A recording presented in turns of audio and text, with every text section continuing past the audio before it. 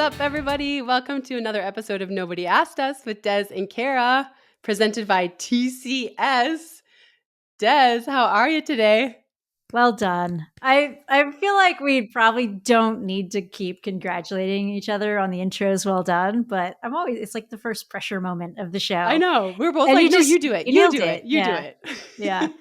I think, and we could like pre-record one of those and just have it like punched in, but I like this. And then I really want to get to the day where we like have done enough intros and they were so smooth that we didn't congratulate each other and remember, like, when did that stop? When did we just get so good at this? It's so good at introductions. We're podcasters now. We sure are, ish. Getting there. What's going on with you? You're still in Arizona. I am. You're training there? I just got back from Seattle. I was up there with Brooks for a couple days. That was fun. It was a super short trip. And you told a story just before we got started about like trying to get out of like hanging out with people after hours. I was laughing really hard, and I shouldn't tell this because first of all, at this meeting, I met with a ton of people, and like everyone kind of had something to say about the podcast. So like there's a lot of listeners, but it was a day full of meetings, and then it was awesome. I got to catch up with a bunch of people. We got picked up in the morning at I think it was 7:30. Dinner finished around 9:30. We're getting ready to get in the car to go home, and Garrett, who you work with as well, was like, okay, so tomorrow we got a meeting at 8, so I'll pick you up at 6:45 to go run. And I was like, I only have short, like I made like 17 different excuses. And he was like, okay, you just do your own thing. And it wasn't like I don't want to hang out with him. I was just like, I need to like decompress from today before I start to think about tomorrow's run. You're like, I can't talk to anyone tomorrow morning. Yeah. I need the to morning like chill. To like, and then we did our meeting in the morning. We had coffee and I was like really pumped to see everyone after that little breather. But so the people that don't know, when you go and visit Brooks, like what do you do there? It's always different. This trip was for metabolic testing for the super shoes that we have. They're constantly on the next model. So we'll get something to race in, and like the next iteration that's going to come out in a year or two is like already being tested. It's been put together. So we were out testing that. It was myself and Zach Panning. And then after testing, let's see, what else did I do? I met with marketing. I met with I think Community Impact is the name, a team. Met with apparel, and there was maybe one other meeting in there, and then had dinner with a handful of folks from different departments, which I've been with the brand so long that I kind of know like a lot of my regular people. So it was like dinner with Carson, Melanie, and Amanda. But their titles. How many years have you been with Brooks? I signed with them immediately out of college via Hanson's, and that was fall of 2005, I think. Wow. Yeah. Wow. So 19 years. It was like this little tiny office back in the day, you could probably know most of the employees. Like you could tour the office in 45 minutes max. Now it's just like they got a city block in Seattle. They got new offices being built. They have temporary space because they're getting ready for a new department to move in. Yeah, it's cool. It's just crazy to see how much they've grown. And cool. I love spending time with them. But sometimes in the morning, like, you just need your space. Don't pick me up at 6:45. You don't want any part of that. Yeah. So for me, I like don't want to do anything with anyone at night. And then like I started Run Club at NBC, but no one comes but Trey Hardy. I love that. One time, Paul and Otto came and ran 1 mile in Budapest. And I was like, so when we had Run Club and we went down to the lobby and they were there, I was like, oh my God. But I annoyed them because I was like, this is so exciting. Oh my God, like we have more people. But like, yeah, as soon as we get back to the hotel after broadcasting, I'm like, bye. Nobody call me. Nobody text me. No, I don't want to go to dinner with you. But yeah, I don't know. I'm weird. I know it. But I did push myself a little bit this trip. Is that specifically after shows? Like you do the show and then I need time? Or is it like if you did a production meeting and then it got to the evening, would you be like, I still need my time? I just love when I am working, I like my nights to myself. I like to like read my notes, watch old interviews, then watch some Netflix and go to bed early. And it's just like I need sleep, you know, and especially this past week I was really sick. So and I mean, it's so stupid because Saturday night I ended up going out with some people from NBC and had the best time. And I even texted Adam. I was like, I don't know what my problem is. I tried to get out of it, but it ended up being great. Um, and I don't know. I'm just like in this weird thing. But like if I get good sleep, then I'm like, yeah, whatever. Let's meet in the morning. Let's do whatever. But that's the funny part is they don't want to meet me in the morning. That's when they're doing their notes. They're studying. Yeah, they're like, we're sleeping in and studying then. So I'm just on opposite schedules of a lot of people. But Trey's always game to run, which I love. Yeah, that's awesome. I feel like those shows are like really draining emotionally. So like you're giving all this energy, you are engaging with someone the whole time, like, you know, you're just like on a high and you're bringing that energy. So then to go out and be social after that is like, there's nothing left in the battery. I have to go. I need to be put on a charger. I mean, to be fair, it wasn't the hardest meet, like work level up wise. Like we only called the afternoon session. So the first day I had 6 rounds of there was 4 heats. There were 4 heats, 8 rounds of the 1500. And I think that's it. And then the next day I just had the 3K finals. And then the third day I had the 800 finals and the 1500 meter finals. So as far as like a great schedule, it was a great schedule. And like the meet was just so good. So I definitely want to dive into that. Did you catch any of it? What was your favorite moment that you saw or read on Twitter? I watched some of it and I usually just don't turn those on because like, one, I can't find it ever. I never turn on my TV, so I can't even navigate my TV. But I was like, oh, this meat's so like it just looks so fun. That I turned on, I think it was the 15s. I can't remember. I did see the threes. I saw the men's and the women's 3. And then I think the 15s the next day. But oh, what a meet. I thought like the US team going in was just like fun, interesting, sort of inexperienced for the most part, but really the crew that was ready to go and have a moment. And I think Nikki Hiltz had a really great post race or podcast or something where they were talking about the experience. And it was like, this was an opportunity to be brave. And that's how everyone raced.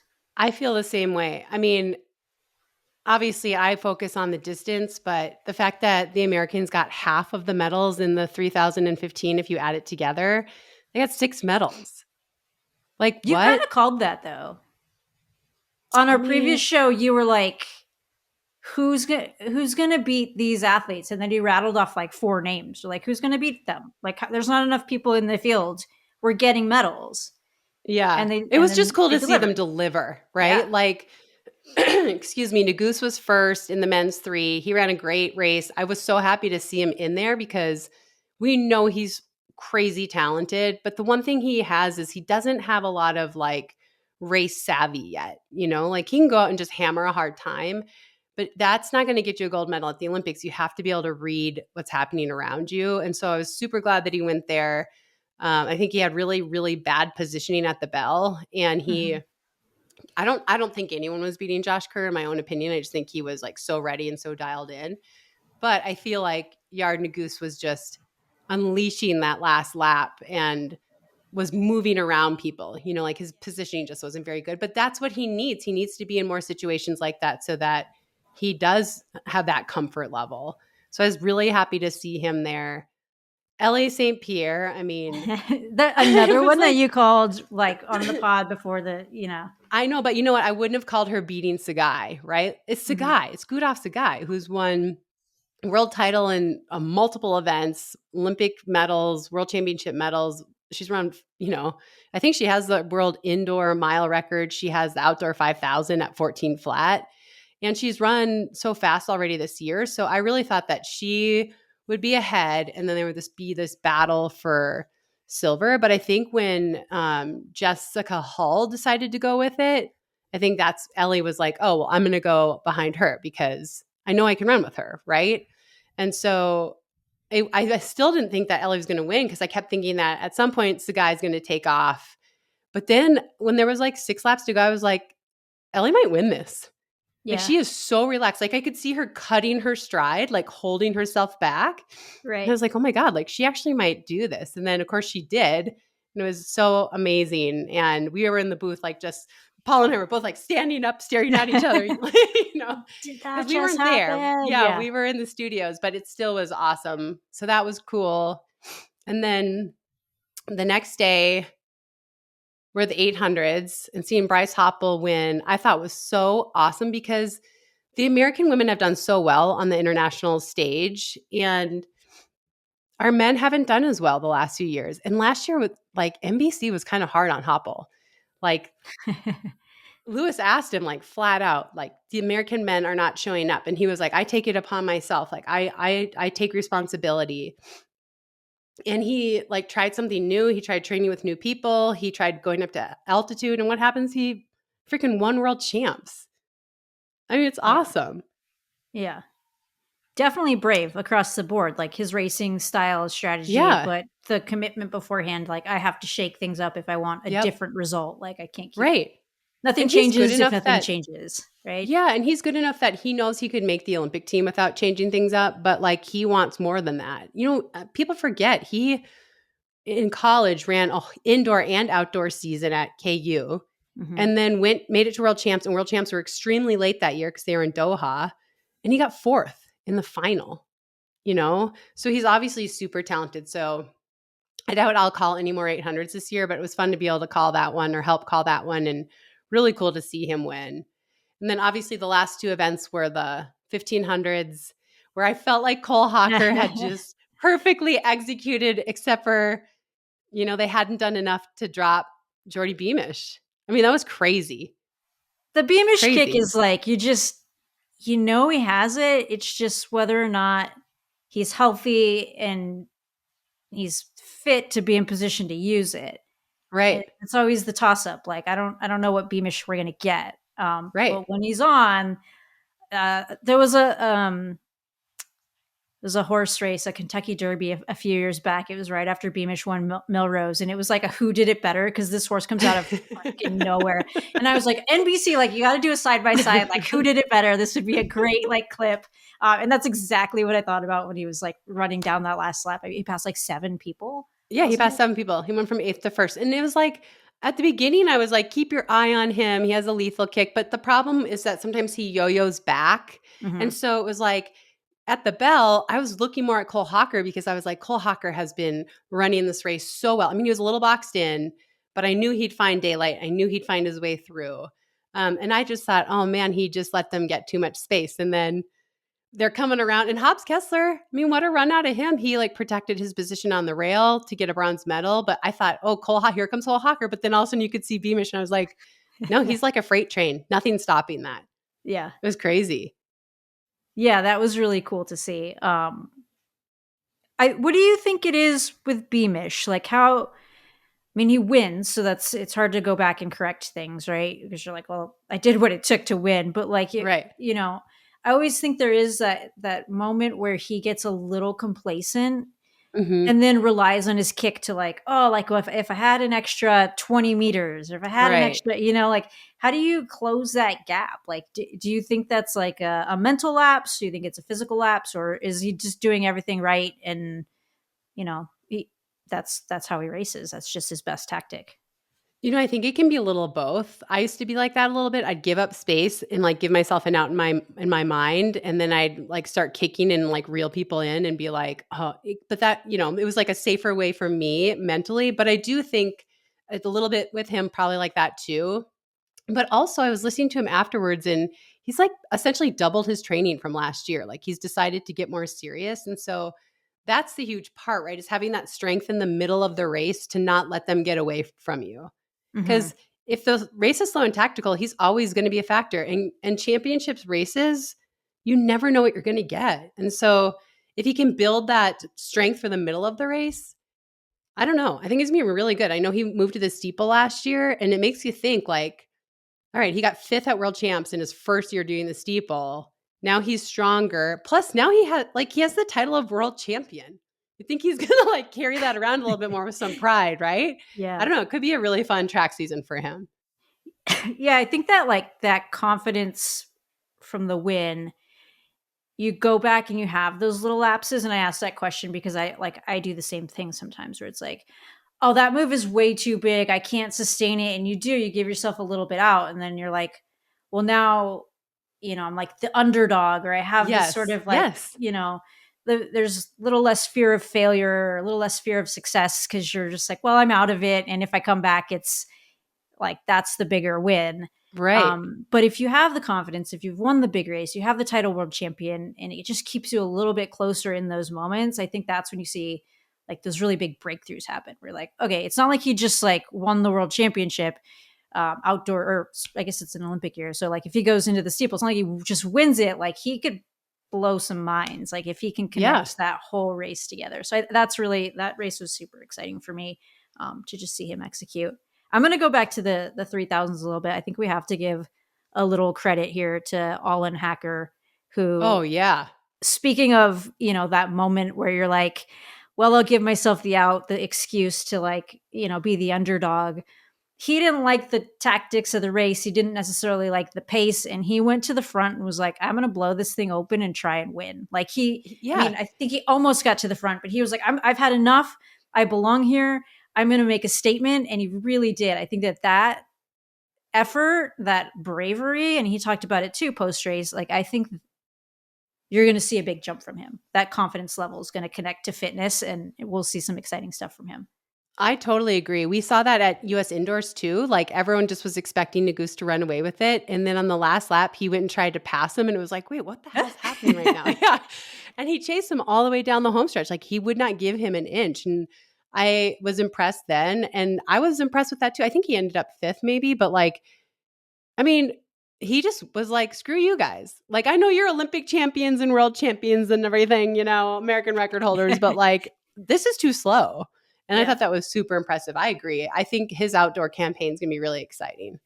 Okay, here's a question for you. We talked about this a little on the last pod, filling out the fields. The Great Britain team left some really great people home. In that men's 3K, you had a man who was just clearly not up to snuff with the competition. I think he was lapped once, maybe twice.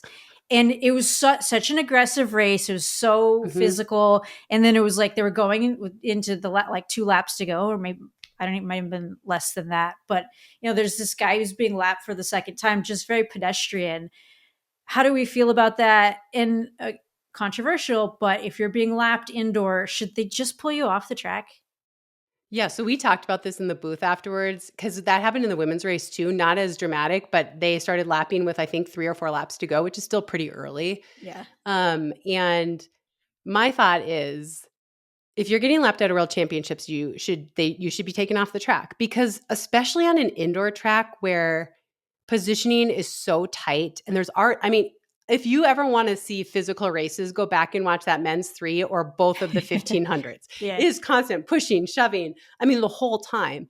And when you're lapping someone like that, it creates a lot of chaos, and it actually creates danger, because not everyone on the train, like if you're in like a long line, not everyone can see that person's coming, right? And everyone's kind of jumping out to move around them. And it's not to be mean or anything, but no, I think at that level of world final, you get lapped, you're out. And I was surprised to see that, because the men's 3000 had a field size of 15, but they only had 12. So there were more people in the men's 1500 meter final than there were in the men's 3000, because the field size for the men's 15 final was supposed to be 12, but they put 2 more people forward because of falls. And so I just was like, yeah, I don't know. What's your opinion on that? Mine is kind of harsh. It's like at that level, you got to go. Yeah, I say that as someone, I don't know if I got lapped in the final or not. I bet it was really close. Like I made the final, so you have the heats, and I think that's where again heats are like great. Let's whittle this thing down to the people who really belong. And I fully agree. And it's harsh on the indoor track, but it's also like it's so chaotic, it's so dangerous in that space that like if you're getting lapped in the final, maybe you don't even give him a DNF. Like, it's just like, you just weren't in the final. Like, let's just. Right. I mean, it's difficult, right? Because you don't want to, like, sometimes people say, well, move out to lane 2. No, I don't like that strategy. Even more scary, right? Because they're coming on you so fast and you're like, oh, oops. And then you step out. Now you're causing like a complete fucking disaster. So staying on the inside is the best thing. But I just think when those races are so packed and tight like that and it's so intense, no, you got to get out of there. They need like a big cane. They just hook someone by the neck. It's like a cartoon.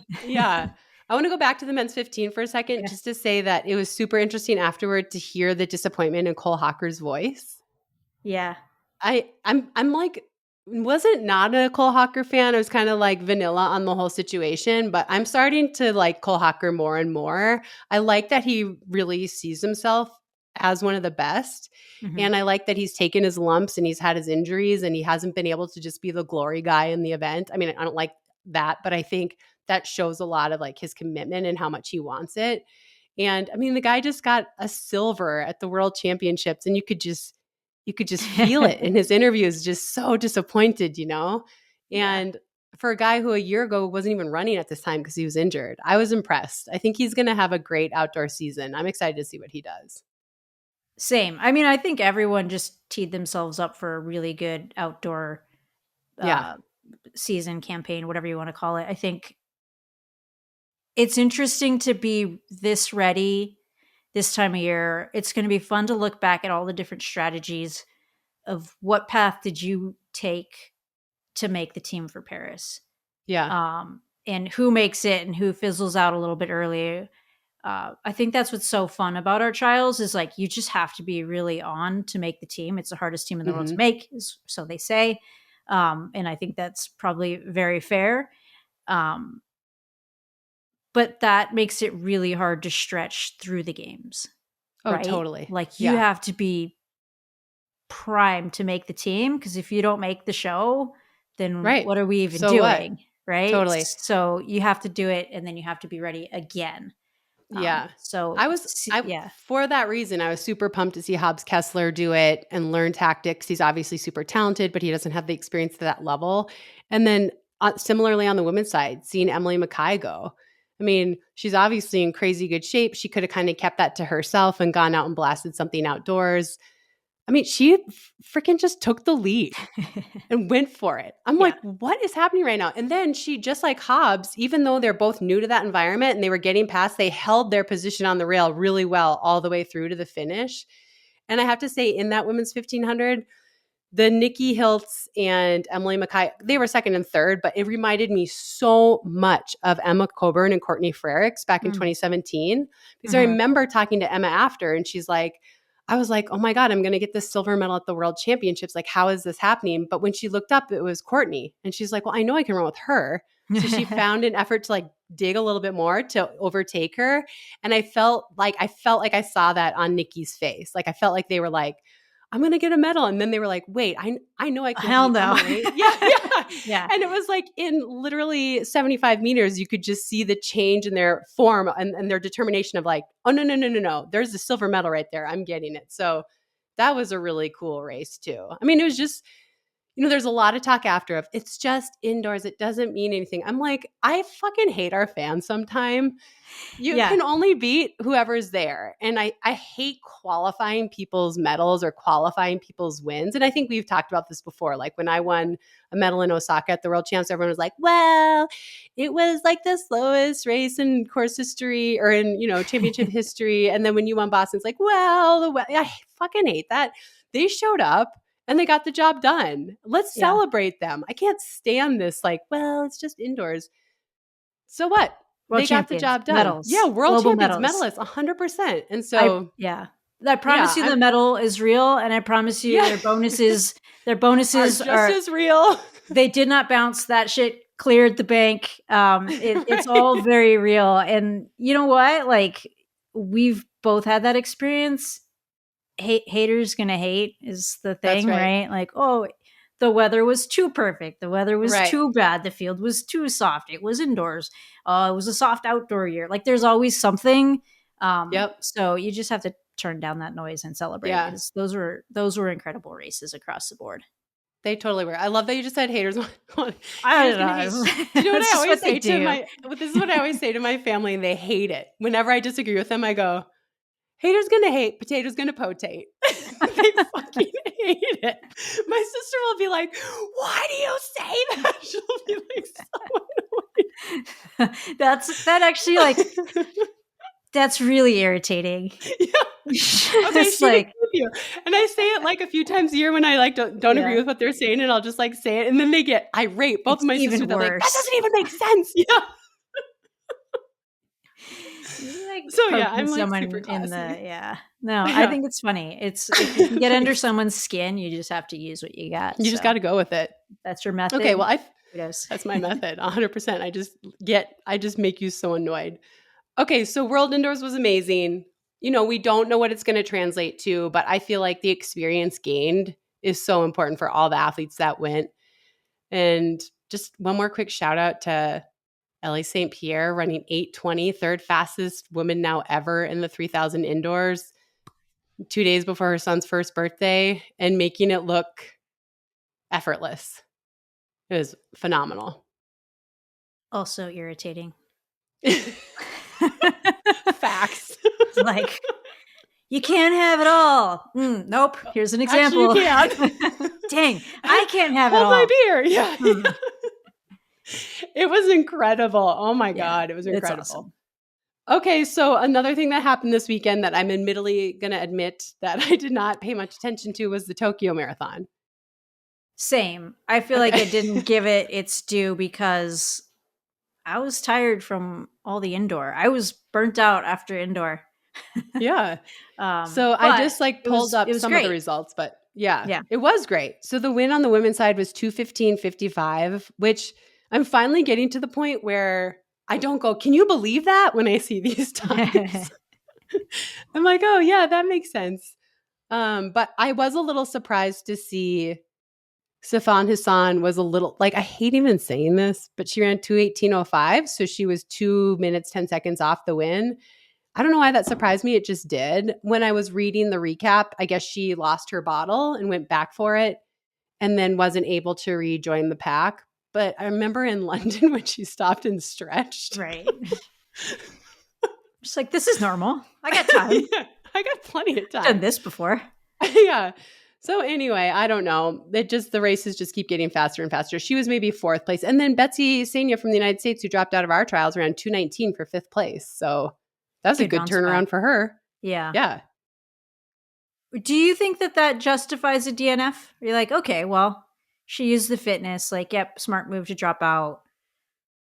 Or do you I don't have a problem with what Betsy Sanya did at all, except for that the dropout was so late. It just is confusing to me, right? Like, clearly she was in phenomenal shape and able to run at any pace, and whatever happened, happened. But I'm always surprised by the really late dropouts, you know? Yeah. Was it like 22? Yeah.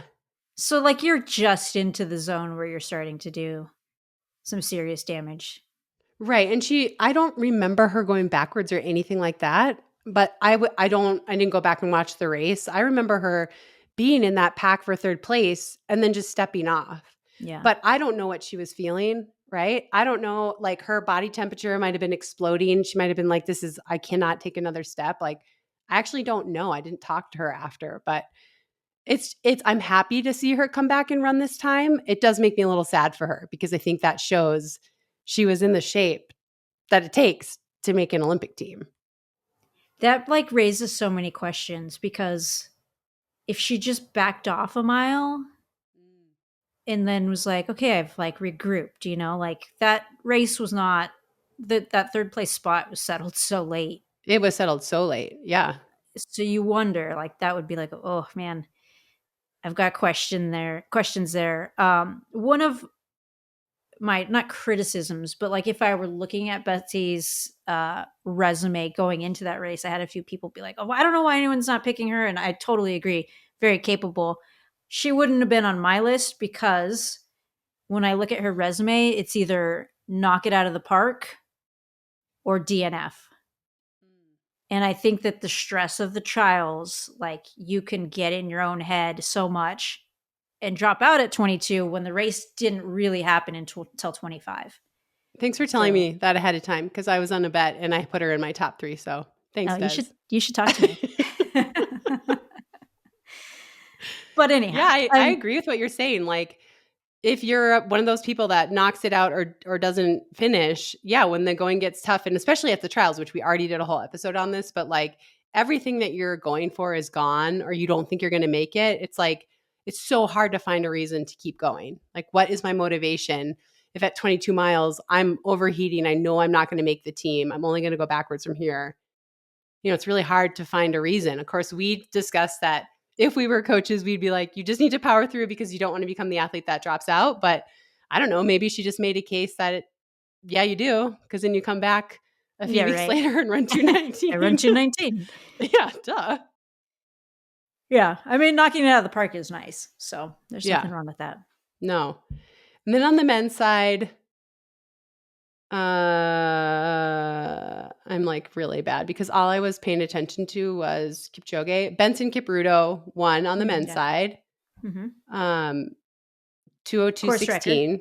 Right? Mm-hmm. 202.16. Not bad. It's okay. Decent. But I think this makes me want to chat a little bit about Kipchoge faded to 10th. His worst finish in all of the marathons he's ever done, which is like, just actually tells you how good he is. Right. But now there's all this chatter about should he be on the Kenyan Olympic marathon team? Do you have a thought? I don't know. I would really think about that one. I mean, I think what was his last marathon? What did he run in Berlin? I don't know, but he won, right? I think so. I think he ran, obviously very fast. Like 202, something like that. Yeah. So it's there. I think as you age, like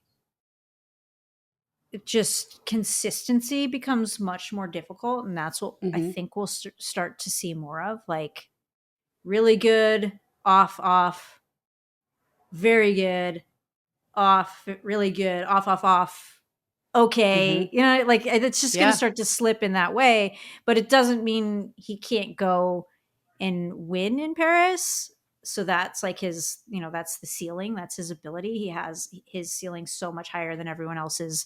Yeah, but your committee, Kenya. But are you putting him on the team? You finished 10th. You had a bummer of a race in Boston. And I can't look at the guys who are performing well consistently and having upward trajectory and say, I'm not sending you because we're attached to a guy who has been really, really good. Mm-hmm. I think I would leave him off. Oh, I don't know. I'm not sure. I know it's tough. It's so hard. So I was talking to Ottawa about this, and I was like, if you completely remove emotion and his likability and what he's done for the sport, and you just look at the results, like you just said, over the last year and a half or the last 13 months or whatever, the consistency is not there anymore. And so if I'm like taking away all of the human things that make him a human being, that make me want to follow the sport, I'm saying, no, I'm sorry. There's other people that are performing much more consistently on a much more upward trajectory. You don't get to go. And he was like, Kara Goucher, you are so harsh. And I was like, well, what are we talking about? Yeah, I'm like, what are we talking about here? Are we talking about giving the man an opportunity to make history? Because you can make an argument for that. No one's won 3 marathons at the Olympics before. He's obviously won 2.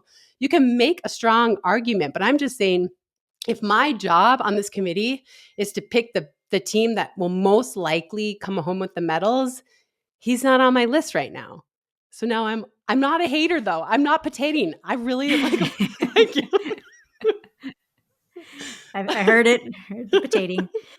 No, I think we're on the same page here. In this isn't like NFL or Billy Bean in Moneyball. The analytics say, right, leave him home.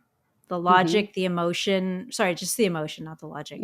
There's an attachment there. There is the the gamer. Like, are you a gamer? Do you have the clutch gene? And he's got it. Like, the guy He knows does how to have it. win. He knows how to 100%. push through. He knows how to run in the big moment. Yep. So you can't account for that with the analytics. That's true. Good He is a luck, gamer. Kenya. Yeah. I know. That's a tough one. Well, that'll be fun to follow and see what ends up happening there. So before we move on to another topic, we have to talk about, there was a horrific death a few weeks ago in the world of marathoning with Kelvin Kiptum, who's a world record holder.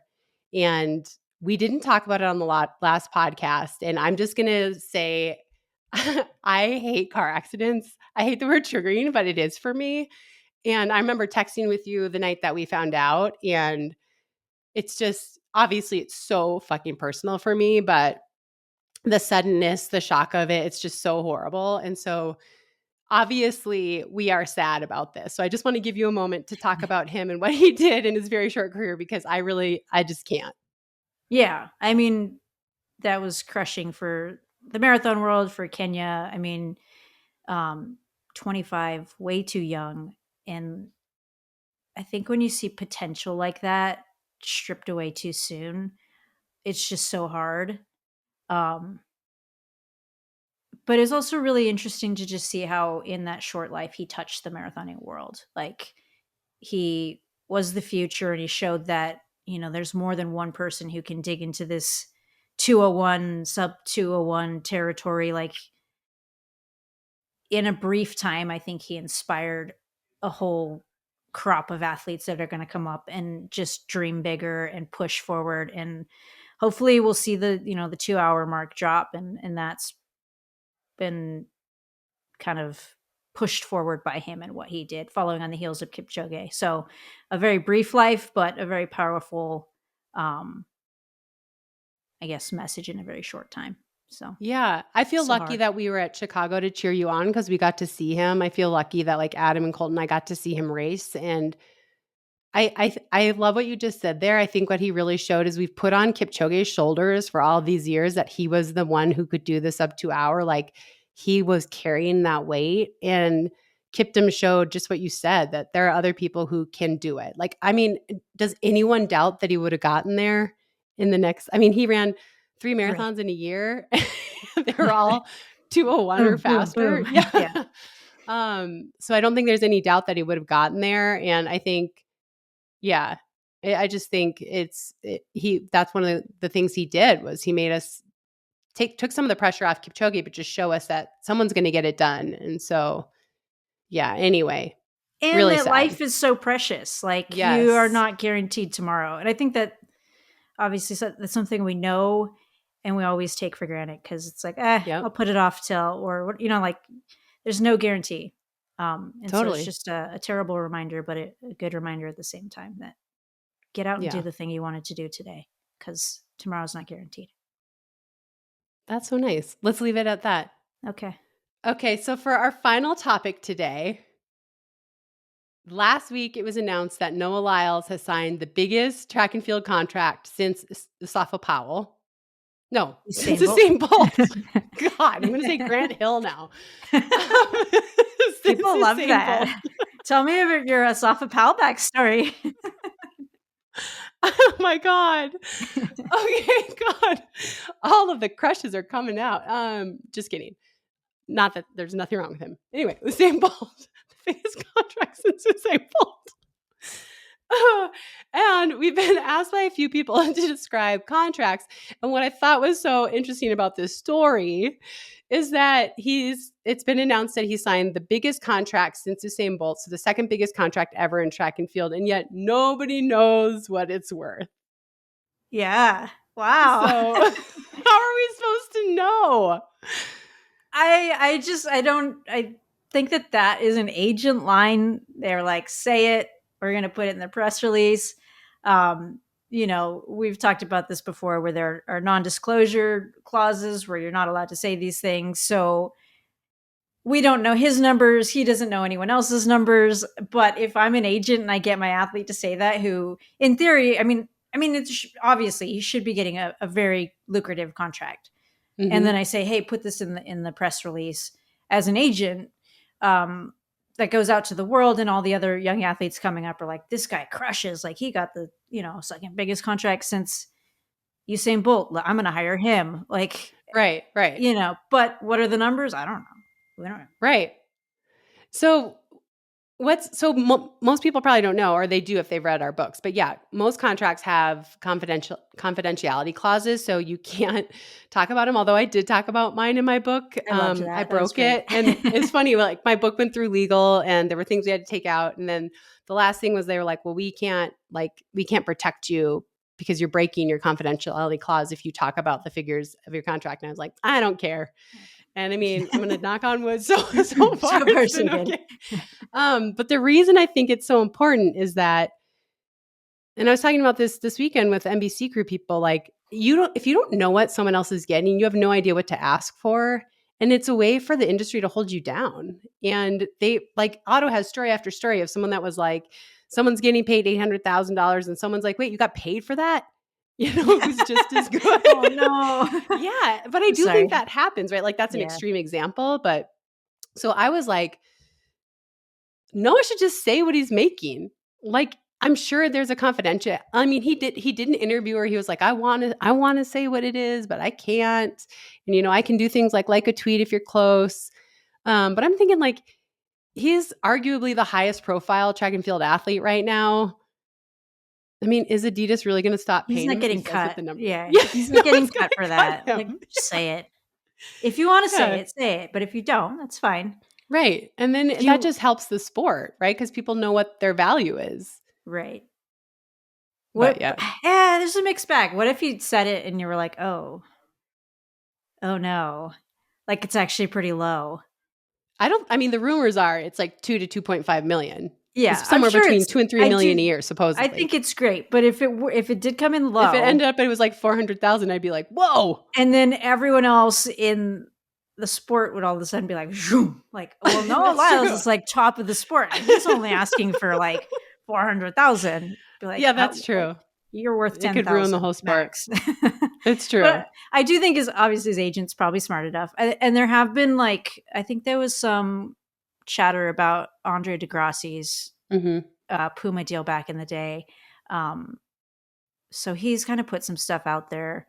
Yeah, you're right. I can't remember those figures right now, but he did say what his was. His was over, it was so many million over 6 years or something 10 like million that. Over 6 years or something, 7 years, something odd like that. It was a weird totally like too. Our contracts, by the way. Yeah, exactly. Very similar. Yes, the 100 meters and the marathon. Yeah, totally get paid the same. Okay, so people want to know, and we've talked about it a little bit. We definitely talked about it in our books, but let's just talk a little bit about how contracts work. All right. Right? So that's the dream, right? You come out of college or wherever you're at and you run a good race and you get offered a contract. And what does that look like? And I think what we're trying to hint at here is there's a huge range of what it could be. It could be like gear and travel and bonus and no actual stipend at all. And it could be all the way to $2 to $3 million a year like Noah Lyles. And everything in between. And so for me, I signed multiple contracts throughout my career, and my first one was small, but enough that I could just train full time. But then you also have like requirements in your contract. So my first contract was pretty lenient. I think I can't even remember. I did have reductions, but none of them were that bad because I never got reduced. But when I signed my bigger contract, then it was much more serious. It was like I had to race, I want to say 12 times a year. And for every 2 that I didn't get, it was like another 25% could be cut from my salary permanently for the life of the contract.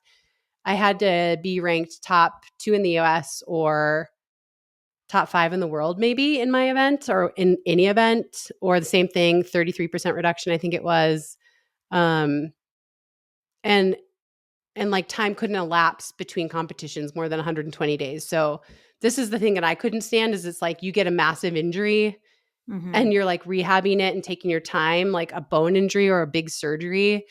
120 days goes by pretty quick, believe it or not, but if you don't race, then you're up for a reduction again. So the contracts are all really different.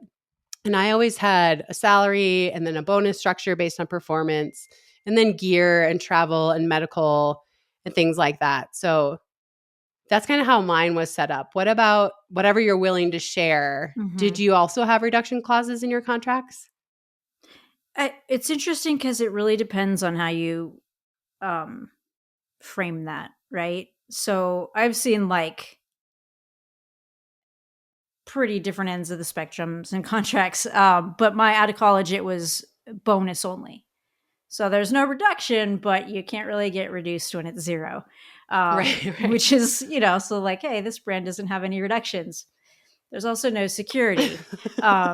So there's like, it's interesting how some of that stuff comes up. But yeah, like when I started, it was bonus structure only, which it was really broad. So like it was a development contract, and maybe running a 1:14 half marathon, you could hit a bonus, or you could get a higher bonus. So you could like, tap into a lot of different spots on the contract to get paid pretty well. And you had to kind of plan your year out accordingly. Like, okay, I got to hit a 10K here. I want to be ranked top 5 in the country here. That's going to, and marathon's going to pay a little bit more. PRs, flat course, New York's tougher to hit a time bonus. So I'm going to pass on that and go to Chicago. So you could plan it out really well. And then it could be very lucrative because there's no cap on it. It wasn't like you've hit too many bonuses this year. Sorry, you've reached your max. Right. So you could have a really good year, and then you could come back the next year, get injured, and just not be able to race, or not be ranked and get like the bigger bonuses. So that was interesting. And then I got to the point where I was like, this is not very sustainable. It's not like you can't buy a house with that contract or use it as security, life security going forward. Like, oh, I have a career. It's like, you might, if you're healthy and you're running well, right. But it might be nothing. So then it was kind of shifting to a more traditional contract with like, okay, this is the base salary. And then the bonuses got a lot tighter, where it was like, we're already putting these ones in for you, but here's the extra stuff that you can like add on to. And at that point there were no reductions still, because it was sort of like, I think Brooks really prided themselves on saying, we don't have reductions.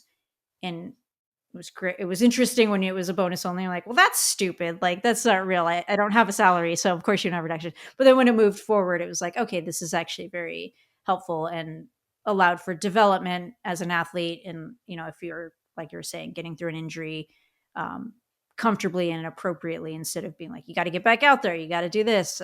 So that was helpful. And then it's been tweaked a little bit here and there since as well. So, and do you have appearances in your contract? Like, I forgot to mention that a lot of times it's a certain amount of appearances or photo shoots that you have to do as well. Yeah. I mean, I have certain, a number of appearances that I have to do. And then you help the brand with certain things, like come in a few times and talk to this department or this development team, get on a number of calls a year. Like, those are all pretty loose. Like, they're in the contract, but if I, didn't have 3 calls with the shoe development team, it's like not a huge deal. I didn't have to like make up for it the next year. Right. Yeah. They're there if they want to utilize them. And, you get a good enough relationship with the brand that it's like, oh, you need me to come in, I'll do this, that, and this at the same time. So that's good. And then I would say, I think I'm speaking for Brooks at large, which I probably shouldn't, but I will. Like the beasts have, a physio or like a PT, a massage person. I think a lot of athletes get a travel budget, health budget for that type of stuff as well. I think the Hansons have that in sort of a different capacity. It's like arranged for them. Like, you can go to their massage therapist or whatever that may be.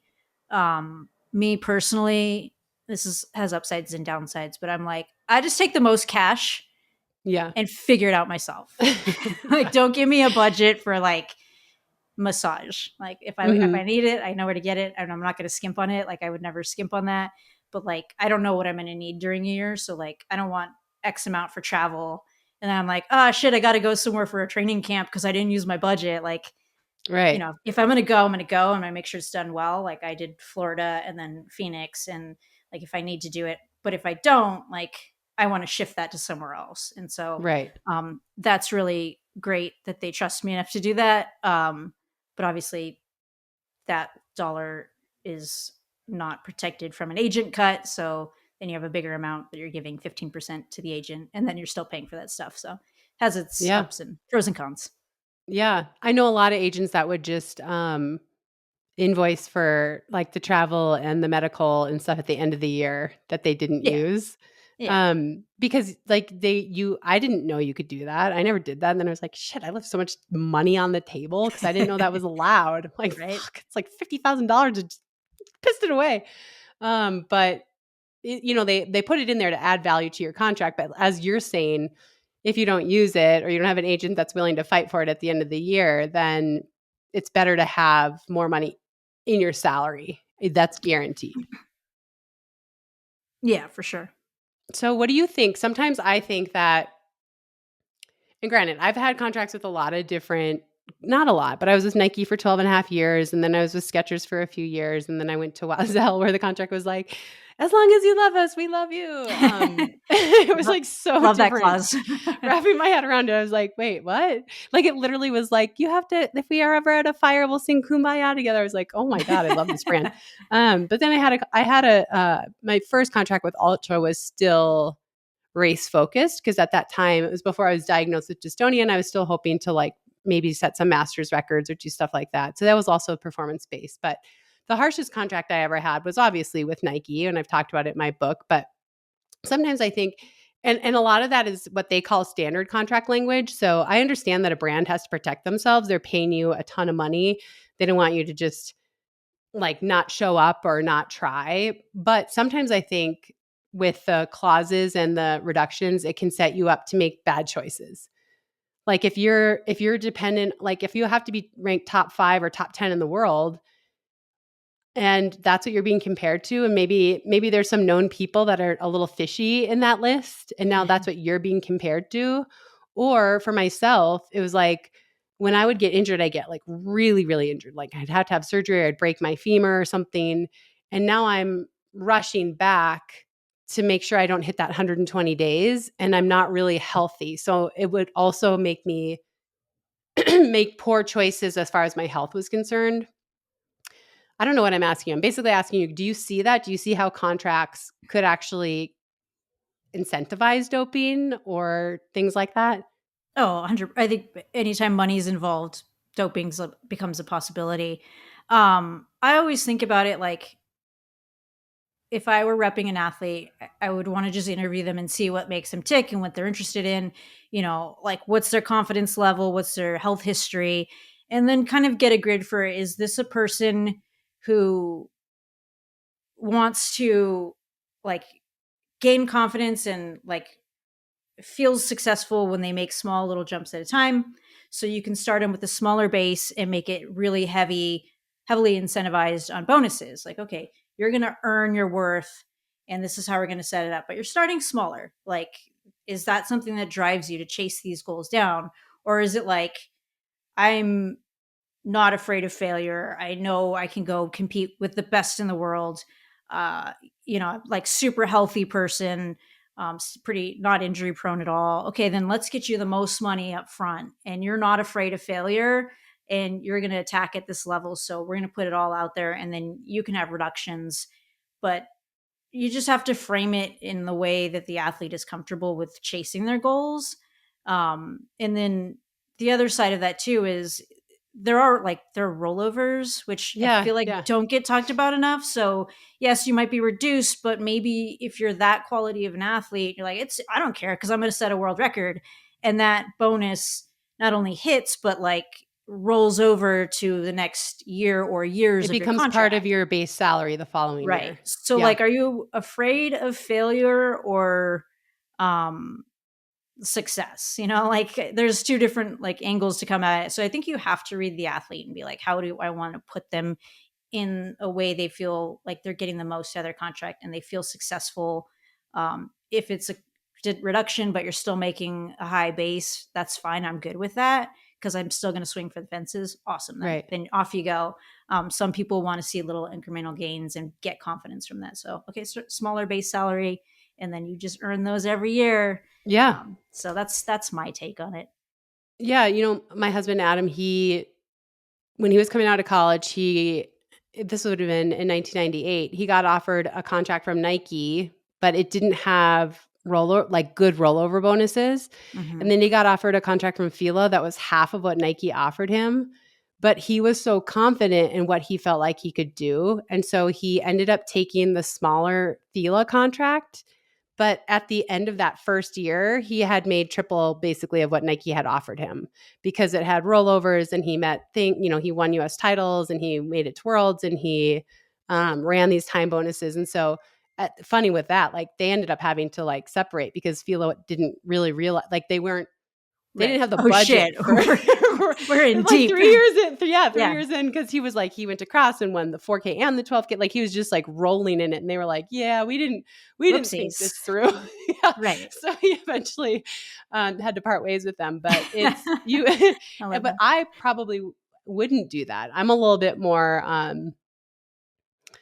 like I want like a safer net. So I probably would have taken the bigger deal and been like, hey, I want this is guaranteed. I don't have to worry about like hitting it out of the park multiple times this year. Yeah. So it's interesting because it does kind of depend on, that's perfect what you said. It really just depends on what type of an athlete you are. It's really funny. I don't think a lot of people understand it either, like particularly the rollovers and the value of some of these things. There was a article during COVID. Well, I did the 50K. I set the 50K world record. The beginning of a new contract, a new contract year. Yes, it was nice. And I'm gonna explain this.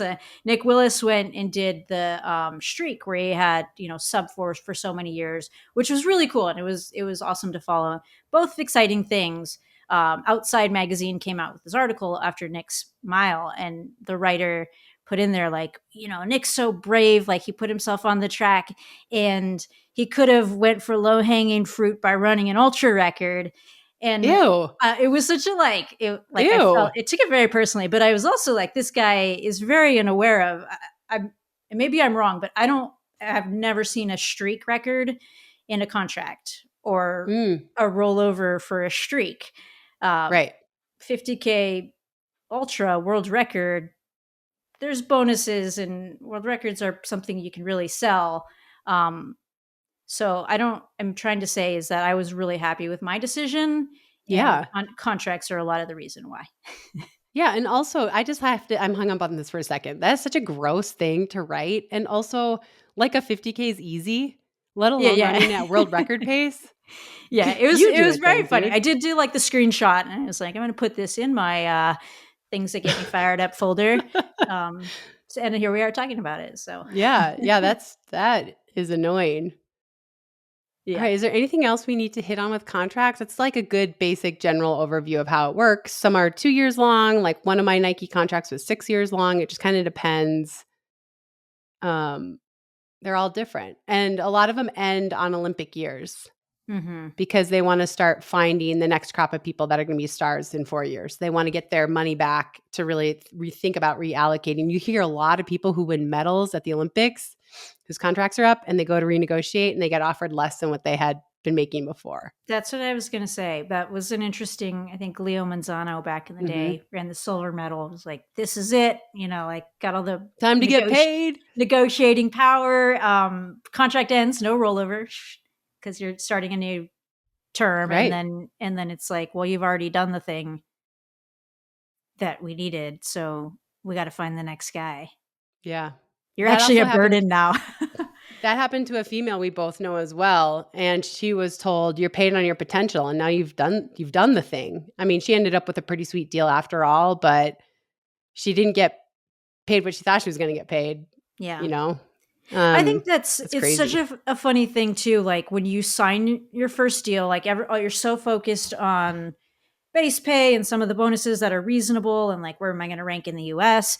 And I remember doing this with Josh the very first time around. He was like, I really want to get like world record and gold medal bonuses to be like just the highest mark. Obviously that's the biggest thing you can do in the sport. And like, as a kid, you're like, well, I'm not ready for those. So let's not waste time negotiating there. But one, like that's the bar. It's like if Noah Lyles is making 400,000, we're all fucked.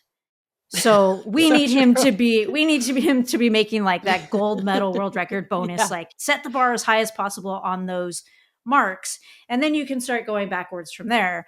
The other thing is like, what if it comes together and you get the medal? You're the gold medalist and you have a shit bonus because you thought, well, it's not going to happen for me. Or like, that's not really my goal right now because it started 4 years, 6 years ago. And you're like, I don't know, I'm just kind of happy to be here. And then you hit the medal and it's not worth it. You know, like, yes, the medal is, all of that stuff is really great, but it needs to be like financially sustainable too. Yeah. So if you have that moment and then you go, man, I'm like the worst paid gold medalist ever because I just didn't think about this. Oh, that's heartbreaking. Yeah. I mean, my first contract that I was still on when I won the medal in Osaka, and granted, it wasn't gold, it was bronze, but the bonus was so small. And it was like, I never fought for that, just like you're saying, because I was like, well, what are the odds I'm going to get a medal at the World Championships or the Olympics? Like, that's probably not going to happen. And then when we renegotiated after that, I made sure, like, okay, this needs to be in there because you never know when that opportunity arises. And I want to make sure that it's not like a handshake and a pat on the back. I want it to be like, atta girl, you have a new car. You know what I mean? Yeah. I mean, runner up in Boston, right? Like, there's a lot of money out here to be made. And I just did not capitalize on that. I didn't think about that. Yeah. Totally. Hope I don't get hurt next year. Okay, cool. Well, we should probably wrap this down. What do you think? Are we going to do top 5 or pet peeves? Let's do top 5. I feel like, go ahead. Okay. I was just going to say the pet peeves thing ended up having me block someone on Instagram. No way. Yeah. So there's this person that there's this person that constantly writes like really snarky comments about just all sorts of stuff, even stuff about Colt. And I've just ignored it because I don't like to give it power. This is a serial troll, but go ahead. Serial troll. Yeah. Like nonstop. But I've just learned to ignore it. And it really started at the end of last year. This person I don't know discovered I existed and became like weirdly obsessed. And I don't take DMs, but one time I was looking through and this person had written and I actually like screenshotted all of the comments that were like just insane. So anyway, out of the pet peeves, I posted about it and I was like, let me know what your pet peeves are. And this person was like, my pet peeve is you. You're so ugly, all this stuff. And then I was just like, I can't imagine saying this to someone. And then they went off again and I was like, and block. Oh, and yeah, it's been 100%. So great. For the last 2 weeks, I haven't had to worry about this person. I really want to say their name, but I'm not going to. It's Wendy Phillips. Right? Tell me I'm wrong. That? How do you know? Okay, so this is really funny. I have this same troll, and I always engage because I'm just like, seriously? It's like one-liners, and like we just are super snarky to each other. And I'm like, must suck being a cat person. Like, whatever, I don't care. Cats are fine. But like, they'll make fun of rivers or something. Or like, someone said your book was super inspiring. I thought it was meh. And I was like, your social account is meh. So we just go back and forth, and it's like banter and like, whatever, it's fine. And I don't think anything about it because I'm like, this is kind of funny. And then Laura Green posted something and was like, this person was all over me. Like, and she was like, I had to block it. And it was Wendy Phillips. It was the same. That makes me feel so much better. Is that who it was? That is who it was. Serial troll. I think they're like, this person is probably, I'm not going to guess on gender. I have opinions. Right. But they are probably like, I'm going to give myself credit here. They're probably like, I can engage with these people because Des always messes with me. And then now they're probably like trying to collect, that is so collect all their funny. favorite athletes. That is hilarious. I was like, when you said that, I was like, how did you know that? So, oh yeah. Okay. So that's amazing. Okay. So anyway, that was the whole pet peeve thing. Okay. So let's do happiness top 5. Okay, I didn't plan this. No. Yeah, you go. I'm very excited about this because you go. Ryan texted us in a group thread earlier. He sent a corgi racing video. It was like, hey, if you guys need anything to talk about on the pod, like listen to this play-by-play for dog racing. So that's the top 5. But I was also like, when the fuck did you get Kara's number? So it's also a pet peeve. I got it from him. I got it from him at the trials because I couldn't get your vibe. Like I couldn't figure out if you were like, yeah, we'll hang out. And then after breakfast, I couldn't feel, or lunch, whatever it was, I couldn't like get a good finger on it. Like, does she really want to record tonight or does she just want to have space? And so I got his number because I was like, hey, you let me know. Like if it's definitely like she just needs to be with family and not have me be around her. So that's how I got his number. Funny. And he was you were worried. You were like, you're sad, huh? I'm like, oh, I care. Okay. So that's how he has my number. Thank you for the explanation. Still friends. Okay. Oh God. But the top 5 thing is actually the dogs racing. The video is really funny. Everyone should watch it. It is really funny. It's just dogs racing and people screaming. It's adorable. Okay. I already told you this, but today I did a 10-mile run. It's my second 10-mile run since I decided to start running a little bit more seriously. Mm-hmm. My first 10-mile run 2.5 weeks ago, I averaged 8:15, and today I averaged 7:37. So it feels really good to see like a little progress in my fitness. And I mean, it's hard because I always compare myself to the past, but it's still fun to just see like, oh yeah, when you train consistently, it like works. That's great. That's great top 5. And that's an awesome run. I think. Thank you. You just gotta be really smart the next couple days. I know. You sound like Adam. He's like, you're in the lever the next 2 days. Sometimes you overdo it. We just want to get you to the line so you can crush Colt. Yes. I know. I have to be super careful the next 2 days. Yes, I agree. Okay, good. I'm trying not to do the thing where I look at things and just say it because I surround myself with things I like, obviously. But now I'm doing that. I really had like a bunch that I was really excited about, and I need to remember to keep writing them down.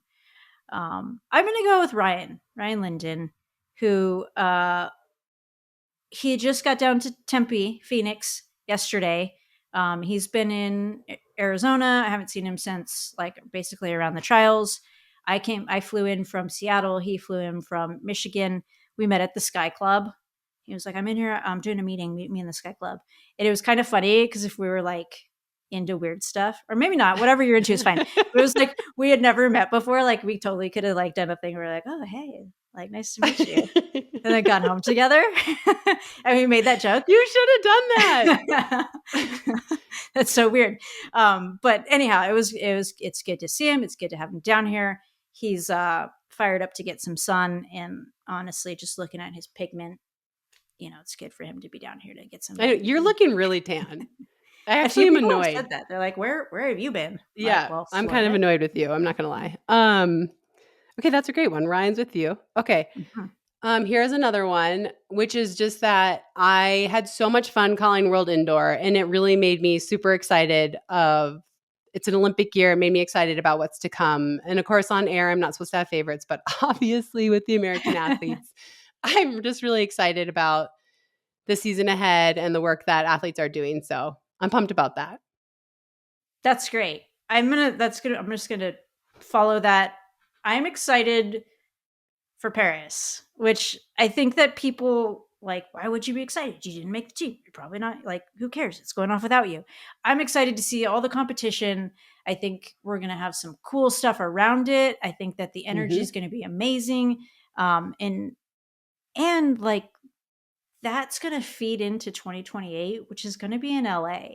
Yeah. So like that energy is really important.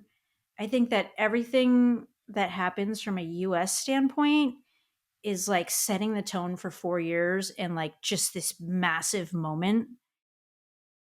And it's just like the possibilities of where it can go, like obviously with the athletes, but the engagement with the fans, the podcast, all these different avenues in the sport that are going to just be on this such a much bigger level another 4 years from now. It's cool to like feel like part of that momentum and possibility.